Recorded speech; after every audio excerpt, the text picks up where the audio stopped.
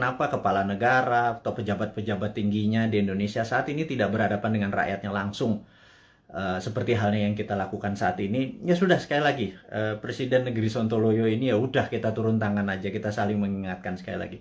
Dan tujuannya ini adalah kita semua memerlukan guidance, termasuk saya. Kita memerlukan arah, kita memerlukan visi misi yang sama. Kita memerlukan kolektif dream atau mimpi yang sama gitu ya, di tempat tidur yang sama, mimpi yang sama. Ini penting sekali untuk kita menjadi negara yang berdaulat. Baik sahabat semua, kita akan mulai. Selamat malam, assalamualaikum warahmatullahi wabarakatuh, dimanapun sahabat berada saat ini di negeri tercinta, mulai dari Sabang sampai Merauke. Kita selama beberapa saat ke depan kita akan memberikan banyak informasi-informasi yang mungkin sahabat butuhkan, begitu juga saya gitu ya. Jadi pertama-tama saya ucapkan terima kasih kepada nakes atau tenaga kesehatan dan tenaga medis, para dokter dan rumah sakit yang telah berjuang melawan COVID, melayani pasien yang saat ini udah kapasitasnya 100%.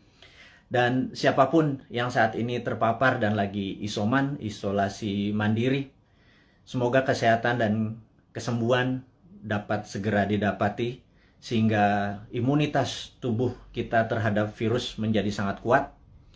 Dan sekali lagi, waktu kita terpapar COVID itu bukan death sentence atau hukuman mati.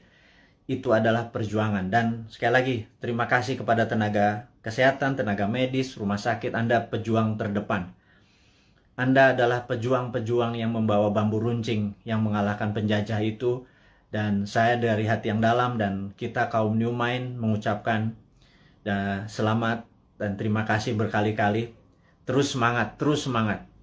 Kami bisa apa? Kami hanya bisa menerapkan protokol kesehatan di manapun kami berada, dan kami mengurangi kegiatan berjumpa dengan banyak orang. Kami taat, dan kita harap hal ini semua bisa terlewati. Kita tahu bahwa saat ini pemerintah lagi berjuang dengan gayanya, dan semua negara juga berjuang dengan gaya masing-masing, tapi ada yang sudah lewat.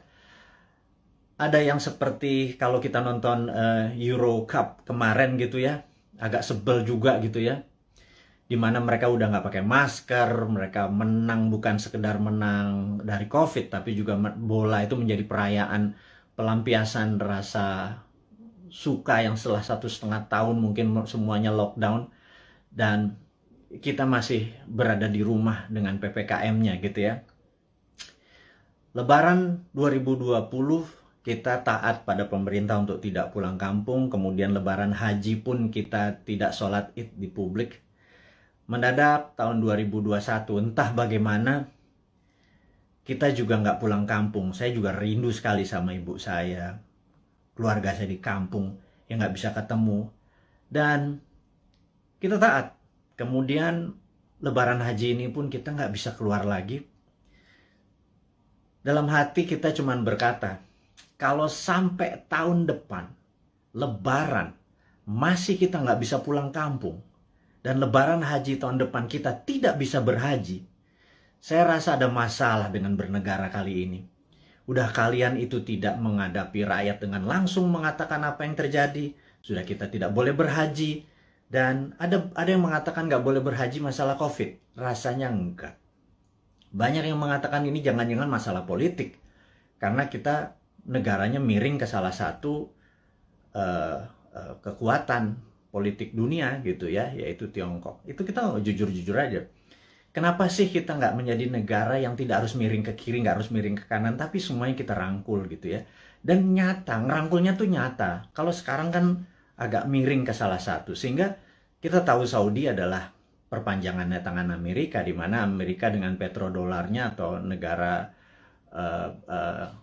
petrolnya Saudi dan negara Timur Tengah dikendalikan menjadi underlay-nya terbitnya dolar gitu ya. Berarti kan dia miringnya ke sana ya. Begitu kita nggak berhaji, jangan-jangan, sekali lagi jangan-jangan gitu ya. Ada yang bilang dana hajinya kepake infrastruktur. Saya pikir lah itu mah nggak nggak tahu juga saya apa yang terjadi di atas sana. Tapi ya mbok diterangkan gitu ya, jangan membangun narasi pakai buzzer. Buzzer sudahlah, udah masa lalu buzzer itu. Saat ini di DM kami di Bosman ini banyak buzzer-buzzer yang minta maaf, yang saya pikir no, kamu nggak usah minta maaf sama saya karena banyak keluarganya terpapar COVID juga gitu. Ternyata keluarga buzzer itu tidak kebal COVID juga, terpapar juga, dan ada yang meninggal juga. Akhirnya kapok juga jadi buzzer, kirain waktu jadi buzzer mereka tidak terpapar gitu ya. Nah, jadi udahlah, kita buzzer yang berjumlah ribuan itu nggak usah dipakai lagi. Buzzer itu nggak usah membunuh karakter-karakter orang yang ingin memberi saran ke pemerintah. Jadi saya mengingatkan bahwa pemerintahnya Pak Harto ya, banyak Pak Harto mendapat tentangan dari mahasiswa di tahun misalnya 73 di Malari dan lain sebagainya, Malapetaka 17 Januari dan lain sebagainya. Tapi apa yang Pak Harto lakukan, dia rangkul angkatan 66, 67, di angkatan 73, angkatan 80, semua dirangkul dan jadi menteri-menterinya dia. Ternyata mereka-mereka yang rebel terhadap pemerintahan dia waktu jadi menteri bagus semua gitu ya. Dan jadi saya sarankan, ini bukan saya ngarep jadi komisaris loh ya, bukan loh ya, nggak gitu-gitu amat gitu. Tapi kalau ada beda pendapat, coba didengarlah. Kita nih cinta tanah air kok gitu ya. Niat kita satu, niat kita bersatu gitu ya. Jadi janganlah dibangun narasi malah karakter kita dibunuh. Bahkan kemarin ada Anti Mardigu yang menyatakan kita pro komunis, cinta PKC, Partai Komunis Cina. Orang-orang nggak akan pernah impress dengan informasi seperti itu. Terus kita membangun bala muda, dianggap kita membangun pasukan kelima seperti Partai Komunis Indonesia dulu. Membangun kekuatan petani diminta bersenjatai. Kemudian sewaktu Bosman mengambil pasukan muda, teenagers, yang berusia 14 sampai 20 tahun ya, yang belasan tahun itu yang pendidikan Pancasilanya sedikit, yang mengetahui bela negaranya juga sedikit, terus kita bangun kekuatan dengan teen camp, bala mudanya kita bangun, summer camp 4 hari kita didik apa yang kita ajarkan di Lemhanas, kita ajarin ke anak-anak, kita ajarin disiplin militer, kita menjadikan anak-anak ini adalah patriotis nasionalis. Itu dicap untuk membangun kekuatan untuk anti pemerintah oleh buzzer-buzzer. Saya pikir Anda keterlaluan gitu ya. Iya, dan saya yakin orang-orang yang menjadi sahabat Newman ini nggak pernah percaya dengan apapun yang buzzer-buzzer itu lakukan. Dan karakter-karakter kayak gitu udah kuno lah gitu ya. Anak-anak sekarang zilenial, milenial ini sangat-sangat pinter dan nggak kemakan lah sama buzzer. Anda sudahlah tobat aja lah para buzzer itu dan bersama-sama bangun narasi, jangan memecah belah bangsa gitu ya. Dan itu tadi informasi mengenai COVID. Jadi saya rasa malam ini saya ingin share sedikit tentang COVID ya. Jadi di seluruh dunia sudah 3,2 miliar vaksin tersebar, dan sahabat saya di Amerika baru aja pagi tadi menelpon saya, jadi malam di sana, bahwa Amerika itu menarik bahwa 49,1% adalah natural herd immunity, alias mereka terpapar dan sembuh sendiri. Kemudian 13 sekian persen menggunakan vaksin. Jadi kalau 49 tambah 13 mereka sudah hampir 70%, alias sudah kena herd immunity-nya. Jadi kalau 10% lagi divaksin dalam waktu 3 atau 4 bulan, kemudian Amerika sudah melewati herd immunity. Dan Eropa juga sama. Saya pernah menceritakan di video narasi bahwa pemerintah Belanda menyatakan menggunakan herd immunity. Jadi benar-benar dilepas warganya, dikasih vitamin, dan sistem rumah sakit dikuatin dan dilindungi mereka-mereka yang rentan, ada komorbid dan usia tua. Dan terbukti bahwa sekarang negara-negara Eropa bahwa 40% menggunakan natural herd immunity, yang 20-30% pakai vaksin. Jadi vaksin minoritas, mayoritas adalah menggunakan herd immunity. Indonesia saat ini mungkin yang herd immunity berdasarkan data di bawah 10% yang terpapar dan sembuh, yang tanpa gejala dan lain sebagainya. Kemudian yang kita baru berapa persen ya, dengan kecepatan 250.000 suntik per hari, 3 tahun lagi kita mendapatkan herd immunity itu mungkin sekarang baru 20-25% yang sudah dikatakan kebal gitu ya. Jadi mencapai 70%, 80% pencapaian ini masih cukup lama. Jadi saya pikir kita ada ya sekali lagi bukan salah bernegara lah. Keputusan kemarin tidak tepat, tetapi jangan sampai sekali lagi tahun depan menjadi tidak tepat. Kita udah 4 kali minus loh, kuartal 4 kali minus growth ekonominya 4 kuartal. Itu sebenarnya berat nanti ya. Sekarang kita bicara COVID dulu. Jadi Tiongkok saat ini sudah mencapai 70% juga imunitasnya, dan mereka mengatakan mereka pakai vaksin. Tapi sekali lagi, data dari Tiongkok saya nggak pernah percaya utuh, karena negara komunis itu memiliki propaganda. Malah feeling saya sekali lagi, rasanya Tiongkok menggunakan herd immunity juga, alias 40% dari populasi menggunakan natural herd immunity. Mereka terpapar dan mereka sembuh, dikasih vitamin dan dikasih sarana kesehatan. Yang 30% atau 40% baru pakai vaksin, sisanya vaksinnya diekspor ke luar negeri. Jadi jangan-jangan Tiongkok sendiri pakai herd immunity natural gitu ya, dan sementara kita pakai herd immunity vaksin gitu ya. Semuanya benar. Saya tidak anti vaksin, saya sangat mendukung vaksin. Vaksin terbukti mengurangi tingkat fatality atau tingkat kematian. Jadi divaksin itu penting, tetapi lebih penting lagi kalau herd immunity natural, kekuatannya natural alami gitu ya. Nah, vitaminnya multivitamin biasa, B kompleks, B12, vitamin C, vitamin D plus matahari, olahraga, makan sehat, dan lain sebagainya. Itu adalah basic untuk meningkatkan imunitas, dan kemudian mineral-mineral dan lain sebagainya.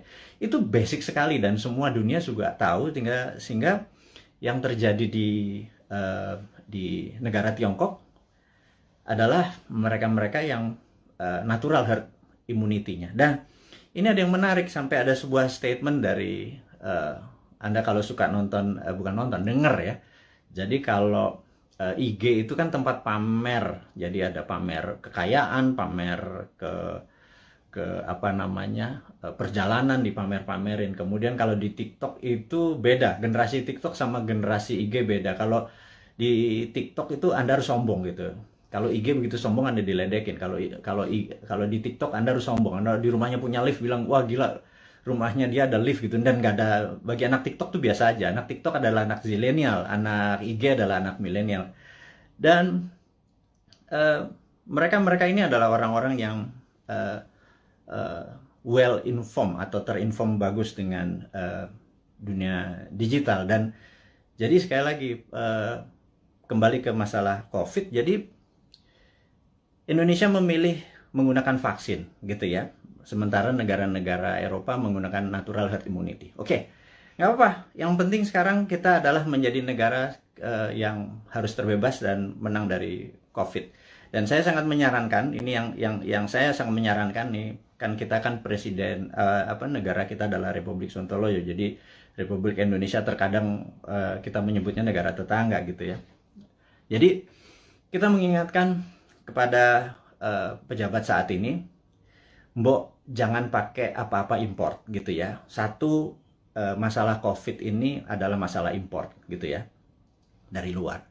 Kemudian PCR dan antigennya import.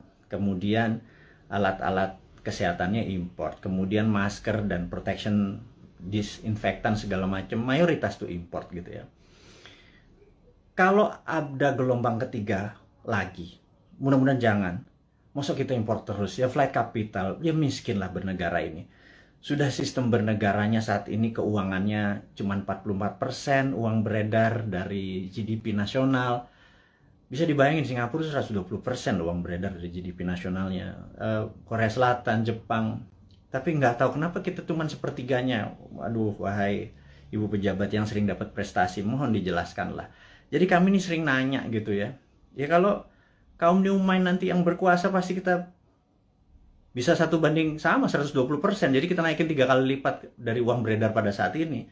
Gimana kita bisa maju kalau uang itu ditahan? Yang kedua adalah pajak lah jangan naik terus. Maksud saya begini loh. Kalau Anda ingin misalnya PPH yang naik dari 10% jadi 12 atau berapa itu ya. Kalau Anda dulu kami dapat pendapatan 100 gitu, Anda pajak 10. Oke lah. Kemudian Anda naikin jadi 15, tapi kami dapatannya 80 dan Anda nggak ngikut lagi untuk numbuhin. ya kami juga nggak ikhlas kayaknya ngebayar. Jadi gini lah, kalau memang mau naikin 15%, 20% sekalipun nggak apa-apa. Tapi kalau tahun lalu kami dapat 100, pastikan tahun ini kami dapat 300 gitu. Dengan kebijakan yang Anda mendukung dunia kerja atau dunia UKM. UKM itu paling menderita pada saat ini, entah bagaimana. Nomor satu ya, kalau mau maju, kita semua tahu, rule of thumb-nya untuk maju negara itu sangat sederhana. Yaitu kredit selalu tumbuh di atas 15% setiap tahunnya daripada tahun belakangan. Jadi kalau tahun lalu 100, ya tahun ini 115. Minimum dengan naiknya 15% dari kredit tadi, negara naik 7%. Kalau sekarang jangankan 4%, 5% naik. Jadi kalau growth-nya cuma 2%, malah minus, itu ya wajar karena uang terlalu ketat. Dan apa sih susahnya Anda untuk memprinting money berbasis production gitu loh. Kita udah ingatkan berkali-kali. Dari 2016, Bosman Sontoloyo ini mengingatkan, MMT itu Modern Monetary Theory yang digagas oleh Michael Hudson itu bukan isapan jempol. Kita cuman beda mazhab aja. Anda Keynesian, kita post-Keynesian. China pakai sudah dari tahun 89. Amerika pakai dari tahun 71 printing money itu. Terus negara Eropa, negara Jerman pakai semua. Ini untuk menyelesaikan masalah COVID ini ya, Tiongkok pun melakukan printing money saat ini. Dan kok kita malah minjem sih? Aduh, gimana sih? 6.500 triliun loh. Itu bunganya aja udah hampir 3.300 triliun. 300 triliun kalau buat beli obat itu selesai masalahnya, gratis semua, PCR gratis, antigen gratis. Kalau PCR-nya bayar, antigennya bayar, gimana kita mau travel? Terus udah kayak gitu, dengan PPKM kita ini udah taat sama ininya, tapi semuanya bayar gitu ya. Vitamin bayar gitu ya. Terus pajak bayar, terus kita pokok nggak pernah kebayar, negara sibuk bayarin utang, terus nambah utang. Aduh, ini mau mulai dari mana? Kita nih bertanya. Jadi sekali lagi, sahabat semua, kaum New Mind, kita ingin ke depan kita menjadi negara berdaulat. Jadi hari ini yang mau diinformasikan adalah gimana caranya kita di tahun 2045 Indonesia adalah negara superpower.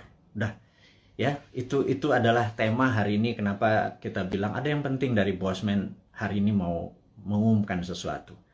Yaitu kita ingin tahun 2045 pada saat Indonesia 100 tahun, Indonesia Emas, Indonesia menjadi negara superpower, bukan sekedar negara kaya lagi.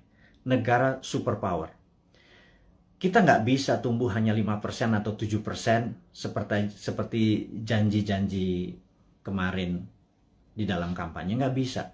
Kita tumbuh harus lebih powerful dari angka-angka itu. Terus bagaimana membuat ini berdaulat gitu ya? Oke, sahabat semua. Saya ada beberapa informasi sebelum kita masuk ke topik ke sana, bahwa kita tahu saat ini negara-negara sudah kena herd immunity-nya dan kita masih belum. Dan penting untuk kita memberi informasi adalah begini. Sahabat, saya mengingatkan, kita masuk ke topik berikutnya setelah tadi ini masuk. Jadi beberapa kali kita kalau naikin informasi di IG, toto bisa hilang gitu ya. Kemudian di sosmed yang lain seperti YouTube, channel kita sering di warning, sering diperingati dan hilang. Di Facebook, jadi kita udah berapa kali hilang, terus 7 kali kita diperingati Facebook, IG, Twitter kita hilang, terus YouTube kita pernah hilang gitu ya. Dan ternyata saya baru memahami setelah algoritma teman-teman melihat dan dilaporkan, ternyata cara menghilangkannya gampang. Begitu mereka tidak ingin video atau tulisan segala macam itu, sekelompok buzzer adalah menginformasikan, melaporkan bahwa ada unsur porno, ada unsur dan lain sebagainya, sehingga pemilik sosial media yang tidak bisa berbahasa Indonesia itu pokoknya dapat laporan, terus mereka kasih peringatan kita gitu ya. Agaknya ide-ide kita ini sudah mulai menakutkan baik globalis di internasional ataupun pemikiran bernegara. Padahal kita tidak berniat untuk revolusi, berkudeta. Kita ingin negara kita utuh dan kita ingin negara kita menjadi negara berdaulat di 2045. Kita tidak tergantung pada negara asing gitu ya. Yang kita tanyakan misalnya pada saat kita taat tapi TKA asing masuk. Anda datang deh jam 12 malam, jam 2 malam ke Soekarno-Hatta ya, pakai masker ya, sama disinfektan. Anda bisa lihat ada 300 orang, 500 orang, terus mereka nggak ada karantina. Pertanyaan sederhana, kenapa nggak dikarantina sih? Gitu aja. Segitu kuatnya pendukung mereka-mereka ini, yang saya nggak tahu pejabatnya mungkin sakti sekali gitu ya. Sehingga waktu kita peringati, kenapa mereka bisa masuk? Kenapa kita taat, terus mereka asing bisa masuk, terus mereka bisa ikut bersama-sama komersial flight dengan warga negara Indonesia lainnya. Mereka tidak bisa berbahasa Indonesia. Dan jawabannya adalah jangan macam-macam, suruh diam kau, gitu ya. Karena nanti kalau negara itu tidak mau invest di Indonesia, Indonesia bisa rugi. Itu kalimat yang benar-benar menurut saya, lo gila ya. Jangan gitulah. Emang satu-satunya negara ngomong itu memang Tiongkok apa? Segitu taatnya gitu? Enggak gitulah. Jangan berkata begitu. Kita bukan anak-anak lah. Berbicara yang lebih elegan sedikit, dengan data, dengan santun. Jangan membentak, jangan menghardik gitu ya. Kita bertanya juga baik-baik, ya kasih jawaban aja gitu ya, bahwa nanti kita urus, kasih yang manis lah gitu. Kita udah capek saling bentak, saling curiga gitu, udah capek gitu. Bernegara elegan sedikit, statement lah, jadi negarawan lah. Jangan jadi pedagang, mau ada cuan, ada untung segala macam gitu ya. Ya lu untung, gua kagak gitu ya, apalagi rakyat gitu ya. Itu kami bertanya gitu ya, kami dapat apa? Udah asetnya hilang, tanah air kita hilang, diambil barangnya, kita cuma dapat apa? Dapat pajak gitu. Buktinya kita tetap dipajakin tuh. Terus apa? Dari apa untungnya gitu ya? Terangin aja, ini untungnya segini. Kalau kita yang tahu adalah aset kita hilang, nikel kita gone, digantikan dengan apa gitu. 20 tahun lagi, Anda ingat, saya pernah ke Nauru. Nauru itu negara menarik. Dulu dia penghasil P2O5 atau fosfat. Wah, kayanya bukan main. Tapi beberapa 20 tahun yang lalu Nauru kehilangan fosfatnya karena dikeduk habis. Ya sudah, sama Amerika waktu itu, dikeduk habis. Negaranya miskin, hidupnya tinggal dari pariwisata aja saat ini. Naurunya kehilangan asetnya. Anak cucunya cuma bilang, oh dulu kita menghasil fosfat ya, gitu ya. Jangan sampai anak cucu kita bilang, Eyang, dulu Indonesia menghasil nikel ya? Nikelnya di mana ya? Tahu. Kita dapat apa waktu nikel itu dijual? Nggak dapat apa-apa. Kita dapat virus, gitu ya. Hal itu kan susah kalau kita dijawab sama cucu cicit kita bertanya hal-hal seperti begitu, gitu. Jadi kita tanya balik, kalau memang hanya didapat nikel itu kalau bisa, atau produk-produk alam itu, sumber daya alam, kalau kita percaya MMT, Modern Monetary Theory, maka sumber daya alam itu bukan sebagai alat komoditi atau alat dagang, tetapi sebagai alat tawar. Jadi keuntungannya itu bukan hanya dari jualan, tetapi ada benefit lagi. Jadi di atas financial benefit, sekali lagi, di atas Anda para pejabat sekarang tuh apa-apa kan financial benefit. Kita dapat untung, dapat untung. Selalu untung dan cuan gitu ya. Cara bernegara segitu kesannya kayak anak TK gitu ya. Karena kalau cara bernegara di atas keuntungan materi, itu ada namanya humanitarian benefit, keuntungan atas nama kemanusiaan. Terus ada namanya nasionalis, keuntungan untuk negara gitu ya.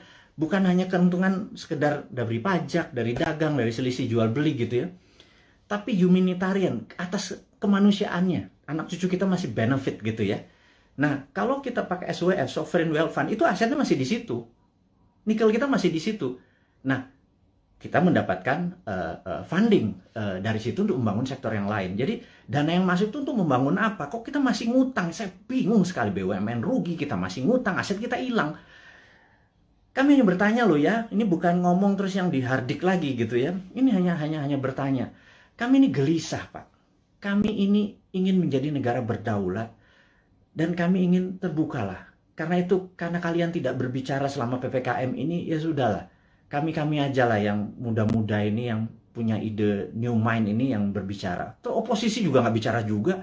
Kalaupun mereka bicara juga nggak ada solusinya. Beda kalau new mind itu selain berbicara, mengkritik, ada solusi-solusinya. Itulah membuktikan bahwa kita ini NKRI garis lucu.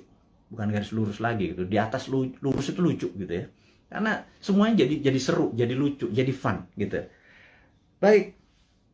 Jadi mengingat video-video kita, informasi-informasi kita tuh sering ada caranya untuk tidak bisa beredar gitu ya. Jadi toto di atas 21 tahun sehingga untuk video ini ditonton harus masukin password, harus masukin identitas yang lain sehingga tidak beredar kenceng. Jadi gini deh, sahabat semua, saya dengan ini menyatakan Anda boleh upload seluruh video Bosman. masuk ke video Anda, masuk ke YouTube channel Anda, masuk ke sosial media Anda. Kalau Anda dapat AdSense, dapat uang dari iklan yang masuk, ambillah semua itu untuk Anda. Saya tahu ada sekarang ini udah puluhan saat ini yang menggunakan video-video Bosman masuk ke video mereka. Nggak masalah. Jadi bukannya kita bilang, lu pakai nama gue, pakai produk gue. Nggak ada. Karena di sini bukan uang yang kita harapkan dari kepentingan-kepentingan video-video tadi. Video tadi adalah untuk kesadaran bernegara. Jadi saat ini video Bosman hanya ditonton 1 juta viewer per hari. Dengan Anda, sahabat semua, ada 9.000 saat ini. Kalau Anda share atau upload satu aja, apalagi semuanya ya, ada 600, sudah hampir 600 itu.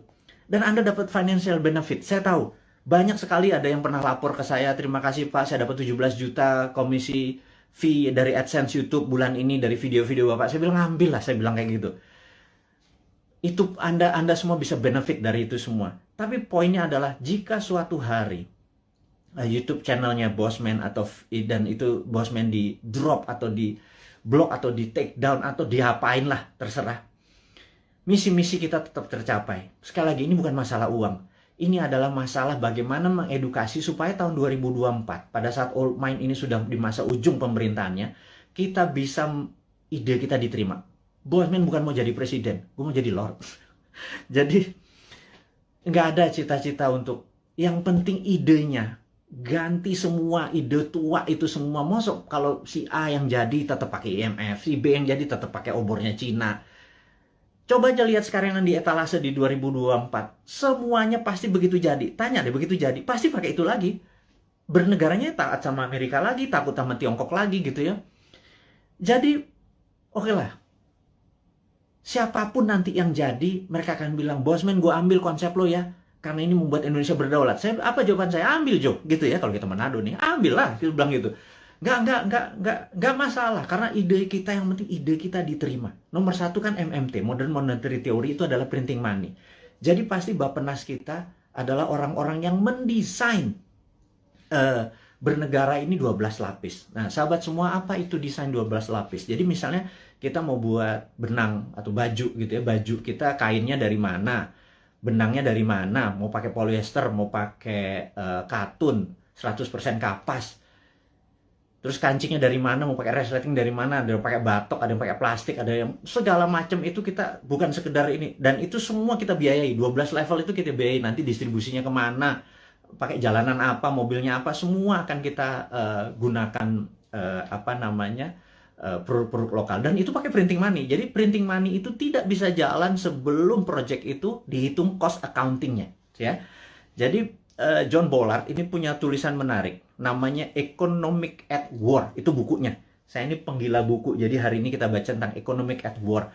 Jadi di tahun 45, pada saat sebelum perang, di tahun 36 sampai 39, pada saat Amerika dan sekutu Amerika, terutama Amerika dulu belum powerful sekali. Jadi negara-negara Eropa itu minta Amerika masuk. Terus apa yang dilakukan adalah mereka minta John Maynard Keynes, ada banyak sekali ilmuwan-ilmuwan, tokoh-tokoh ekonom di masa itu disuruh menghitung cost accounting. Berapa kilogram, berapa ton besi dibutuhkan, ferro, berapa untuk buat amunisi, untuk buat baju, untuk buat makan, itu dihitung cost accountingnya, untuk buat pesawat, buat tank, buat mobil, buat dan lain sebagainya, dihitung cost accounting. Berapa modalnya, terus dari mana barangnya dirinci. Syaratnya sederhana. Churchill waktu itu sangat sederhana. FDR juga, Franklin Delano Roosevelt juga perintahnya sama. Ini dua Inggris sama Amerika memang kompak banget. Mereka cuma bilang, berapa biayanya untuk kami menang perang? Perang itu ada perang sama Jepang dan perang sama Jerman gitu ya. Mereka menghitung totalnya sekian billion dolar. Itu angka dari langit billion dolar. Begitu mereka printing money, udah. Underlay-nya adalah alat-alat perang tadi gitu ya. Ada inflasi? Nggak ada gitu ya. Makanya saya bilang printing money kok ada inflasi. Saya bilang, lu sekolah di mana sih? Segitu takutnya sama printing money gitu ya. Printing money itu ditakuti kalau tidak ada production yang dibuat gitu ya. Tapi kalau, nah, bukunya baca, namanya The Economic at War. Jadi The Economist at War. Jadi orang-orang memenangkan perang tuh ekonom yang memenangkannya gitu ya. Nah, jadi sama, kita nanti akan sama juga. Kita akan membuat menghitung cost accountingnya. Kemudian kita akan printing money dan UKM kita langsung jalan ini jalan. Karena kita mau tahun 2024 itu kita menjadi negara berdaulat gitu ya. 2045 kita akan menjadi, dan mulainya dari 2024 karena sekarang kayaknya udah nggak kasihan sekarang ngurusin COVID, terus ngurusin apa Tiongkok ya udahlah, itu mereka terlalu repot dengan urusan gitu. Nggak mungkin lah bisa menjadi negara berdaulat. Kita cuma ngingetin sekali lagi. Jadi kita harapkan konsep kita ini diterima oleh siapapun yang nanti mau running 2024, konsep kita ini. Jadi kalau Anda bayangin ber-9.000 kita upload masuk, Anda buat, kalau nggak punya YouTube channel, Anda buat YouTube channel atau YouTube channel Anda sendiri. Anda tinggal ambil tulis kita, terus kasih judul-judul yang jangan terlalu negatif atau terlalu clickbait gitu ya. Kasih yang educate, kasih yang fun, kasih yang lucu dan lain sebagainya. Sehingga ribuan atau jutaan orang. Saat ini ada 180.000 orang yang ada di internet. Ada 180 juta. Jadi saya harapkan teman-teman bisa memanfaatkan. Kalau Anda dapat 1 juta per hari, Anda bisa hampir 100 juta itu dari AdSense-nya dari YouTube gitu ya. Pakai aja video-video kita ini untuk di re-upload, di reshare, dan pakai akun-akun Anda sendiri. Perbanyak itu semua informasi-informasi itu. Anda boleh mengganti thumbnail-nya, mengganti footage-nya. Yang penting voice-nya jangan dipotong. Narasinya gunakan tulisan agar orang menjadi lebih paham gitu ya. Ini tujuannya bukan untuk memecah belah bangsa, ini tujuannya untuk membuat kita negara berdaulat. Dan cara cerdas bernegara ini sudah hampir 600 video. Sebarkanlah gitu ya. Kemudian sahabat semua, kita saat ini ya tadi ada informasinya adalah untuk mereupload. Anda sangat diizinkan menggunakan nama Anda video-video Bosman. Saya harapkan ada 9.000 sahabat ini punya 9.000 akun yang masing-masing taruh semua videonya Bosman, dan Anda dapat faedah yang sama. Sekali lagi, kita baru mencapai mungkin 1% dari populasi. Bayangin dari 180 juta orang yang punya akun di sosial media atau internet, menggunakan internet ini, baru 1 juta yang kita capai. Masih kecil sekali. Gimana cara 100 juta bisa menonton video ini? Dan kalau 100 juta bisa menonton video ini melalui Anda punya channel, ya Anda yang dapat duitnya loh. Bicara itu aja dulu. Di masa pandemi seperti begini, susah bergerak, ya udahlah. YouTube channelnya Anda aktifkan gitu ya. Mudah-mudahan jadi faedah ini bersama. Dan saya mengingatkan bahwa saat ini kita tahu bahwa kita berperang, dunia saat ini berperang. Contohnya lagi. Bisa dibayangkan bahwa di dunia yang Perang Dunia Pertama, yaitu tahun 1914 sampai 1918, 4 tahun. Itu Perang Dunia I. Kemudian Perang Dunia Kedua 40 sampai 45, 5 tahun. Dan kita tahu 2016 waktu Trump menyatakan menjadi presiden, 2017 Trump declare war ke Tiongkok. Tapi bukan world war, bukan perang dunia, tetapi adalah economic warfare dengan salah satu strateginya menggunakan trade war, perang dagang. Itu terjadi, dan begitu itu terjadi maka di tahun 2017 sahabat semua ingat, kita mengingatkan dengan waktu itu belum pakai YouTube. Di 2019 kita mengingatkan bahwa everything start with the economic warfare, diakhiri dengan military war gitu ya. Dan di tahun 2020 untuk menjatuhkan Trump, globalis dan Demokrat Amerika menggunakan tool yang namanya biological warfare, yang namanya COVID, untuk menyerang Amerika. Dan pada saat itu yang disarankan oleh mereka menggunakan masker, tapi Trump punya analisa sendiri bahwa kalau peristiwa dari Spanish flu itu ada 3 gelombang. Jadi gelombang pertama tertinggi, kedua agak rendah, ketiga terendah. Tapi virus pertama itu paling lemah, kemudian agak kuat, terakhir yang paling kuat gitu ya. Nah, jadi pada saat terlemah ini semua orang terpapar aja supaya tingkat herd immunity-nya tercapai. Dan yang terjadi oleh Trump dilakukan adalah dibebasin aja, toh mereka punya operating sistem dari kesehatannya terbaik di dunia. Dan ternyata terbukti sekarang 49%, 49,1% di Amerika menggunakan herd immunity natural. Dan ini adalah, ya tapi sekali lagi Trump kalah dengan 4 negara bagian yang dalam tanda petik dicurangin katanya. Tapi itu negara Amerika, bukan negara kita. Tapi dia adalah salah satu polisi dunia yang berkepanjangan. Ternyata Biden ini mengambil konsepnya Trump untuk masih berperang juga dengan Tiongkok. Jadi, dan itu adalah perang dunia negara. Kita nggak ikut-ikutan. Tetapi kita di dunia ini perang dengan makhluk yang tidak kelihatan yang namanya virus corona atau COVID gitu ya. Jadi begitu dunia saat ini menjadi satu rasa dan perang bersama, inilah yang menarik. Bahwa kita harusnya sudah menggunakan war mode atau ekonomiknya at war. Jadi ekonomi itu ada 3, economic at normal condition, economic at crisis, dan economic at war. Jadi harusnya bernegara itu pakai economic at war. Sayangnya sekali lagi mereka nggak paham saat ini, old mind yang berkuasa ini nggak paham bahwa ekonomi at war tuh gimana ya gitu ya. Sekali lagi, aduh, itu kadang-kadang kita mengelus dada gitu ya, kok ya beda lagi strateginya, ya nggak pakai ngutang jelasnya gitu ya. Harus berdikari, berdiri di atas kaki negeri, every country for their own, negara ngurusin sendiri. Jadi begitu kita masuk perang dunia, yaitu 2020 kemarin, 2021 saat ini kita masih dalam keadaan perang, dan WHO serta World Bank sudah mengumumkan bahwa perang ini diperkirakan berakhir tahun 2025. Jadi perang ini masih panjang, sahabat semua.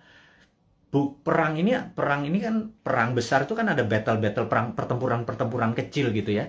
Ini masih banyak di Jawa sekarang, di Bali itu masih ada pertempuran kecil. Dan kita harus menangkan pertempuran itu untuk memenangkan peperangan. Jadi bayangin kalau kita baru selesai tahun 2025. Jadi baru sebagian yang tahun 2022 lepas sebagian, 2023 lepas sebagian, dan lain sebagainya. Nah, kalau melihat kayak gini mood-nya atau apa ya, cara bernegara saat ini tidak juga memahami ini World War III, perang dunia ketiga, karena perang benar, semua negara perang kok masih nggak declare juga sebagai perang dunia. Ini akan berbahaya bernegaranya. Jadi ya udah, kita sebagai kaum Sontoloyo mengingatkan kaum New Mind ini, Presiden Republik Sontoloyo mengingatkan kaum New Mind, sahabat semua, ini adalah war mode gitu ya. Sahabat semua, ini adalah World War III. Sahabat semua, kita harus kompak. Sahabat semua, kita harus membangun kekuatan bersama gitu ya. Sahabat semua, kita nggak usah bergantung pada negara lain. Kita bergantung pada kekuatan tanah air sendiri. Nah, gimana cara bergantung pada tanah air sendiri nih? Nah, ini informasi berikutnya mau diumumkan. Jadi sahabat semua, kalau Anda punya UKM, sekali lagi, Anda punya UKM, Anda perlu dana. Saat ini di Santara ada sekitar 2 triliun dana dengan 280.000 investor receh ya. Sederhana ya, 280 investor tuh anggap masing-masing naruh 10 juta rupiah aja untuk invest di portfolio keuangannya, mau invest di UKM Anda. Jadi kalau 10 juta dikali 280 itu 2,8 triliun. Jadi ada 2 triliun. Sahabat semua, kalau Anda punya UKM, Anda perlu dana. Anda lihat di IG, di wall IG, maka di situ udah ada informasi, kirimkan Anda punya, ada 7 persyaratan, Anda perlu uang berapa, apa yang Anda butuhkan, bisnis Anda seperti apa, dan lain sebagainya, dan kita akan review di 280.000. Dan bagi Anda yang saat ini bingung mau ngapain, bisnis baru kan susah, tapi kalau Anda punya uang, Anda join sebagai investor untuk membantu UKM. Jadi Santara adalah penghulu untuk menghubungkan si cowoknya adalah si investor, si ceweknya adalah si UKM. Dan saat ini Santara adalah perusahaan terbesar dan nomor 1 leading di perusahaan urun dana, ECF, Equity Crowdfunding, dan ini adalah kontribusi dan itu adalah kontribusi dari komunitas kita New Mind ini untuk membangun ekonomi Indonesia. Itu base-nya MMT kita kan pro pada UKM, pro pada bottom of pyramid. Jadi bukan yang piramid di atas, kita pro pada bottom of pyramid. Ini membuktikan bahwa kita bukan cuma konsep doang. Beginilah cara kita bergandengan tangan. Jadi tadi ya, nomor 1 kita re-upload, kemudian re-share apa yang kita punya informasi. Kedua adalah yuk gandengan tangan untuk membangun UKM. Karena UKM ini yang kuat terhadap masalah krisis ekonomi. Inilah yang membuat Indonesia nanti take off di 2045 adalah kekuatan UKM yang 40-50 juta itu. Tapi UKM itu mungkin kita bagi 3, ada kecil, mikro, kecil, dan menengah. Saat ini mungkin kita yang menengah dulu ya, ngapunten. Jadi kita belum bisa menolong yang mikro gitu ya, yang juga yang kecil gitu. Kita yang menengah dulu, pelan-pelan. Tangan cuma 2. Organisasi kita masih muda gitu ya, baru 3 tahun. Tapi sahabat semualah yang bisa membuat kita bisa menolong menengah, kecil, dan nanti yang ke mikronya gitu ya. Makanya yuk gandengan tangan kita invest di UKM. Nah, kemudian ada lagi yang kami mau umumkan sekali lagi, teman-teman, bagi mereka yang saat ini ada kondisinya kita tahu nggak stabil ke depannya, tidak ada yang terbaik daripada uang Anda ditaruh di gold atau di emas gitu ya. Jadi daripada, dan emas itu kalau pakai fisik kan bisa bermasalah. Sebentar lagi Dinaran akan menerbitkan ATM Gold.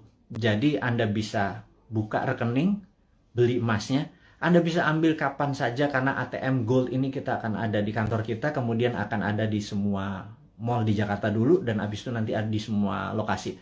Kita ingin lakukan itu segera. Jadi ini semua adalah untuk bakti kita, gimana caranya kita bergandengan tangan ke depan untuk menjadi negara yang powerful.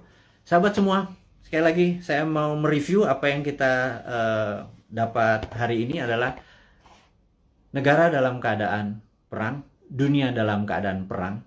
Saya sarankan Anda untuk melakukan hal yang sangat penting yang namanya survival mode.